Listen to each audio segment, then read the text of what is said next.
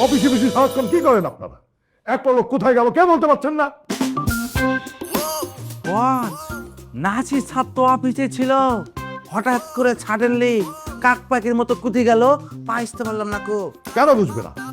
তোমাকে আমি বারবার বলেছি একটা লোক আমার অনুমতি ছাড়া অফিস থেকে যেন বাইরে না যায়। তারপর নাসির কিভাবে অফিস থেকে বের হয়, তা আবার অফিস টাইমে?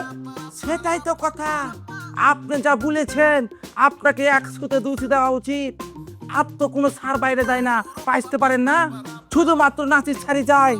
আমি সকালবেলা যখন অফিসে আসি বস, একটা কফি দেই আর বলি স্যার শুনেন, বস কিন্তু মানা করেছে কোথাও যাবেন না। কে শুনে কার কথা? মামুর বুটা তো আমার কথাই শুনে না কো। যখন ইচ্ছে হয় বাইরে যায়, যখন ইচ্ছে হয় ভিতরে আছে। পাইতে পেরেছেন? বের হয়ে কোথায় যায়? জবের ব্যাপার তো, এটা তো পার্সোনাল বিষয়, পার্সোনাল ইস্যু।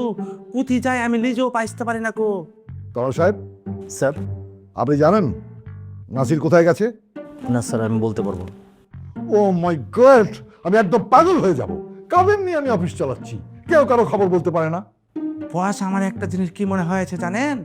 লাচির ছাড়ে মনে ক্ষুধা লেগেছে, খেতে গিয়েছে। খেতে গেছে মানে? এখন কি লাঞ্চ টাইম? খেতে যাবে? আর খেতে গেলে তো অফিসে ক্যান্টিন আছে, সেখানে যাবে, বাইরে যাওয়ার দরকার থাকে।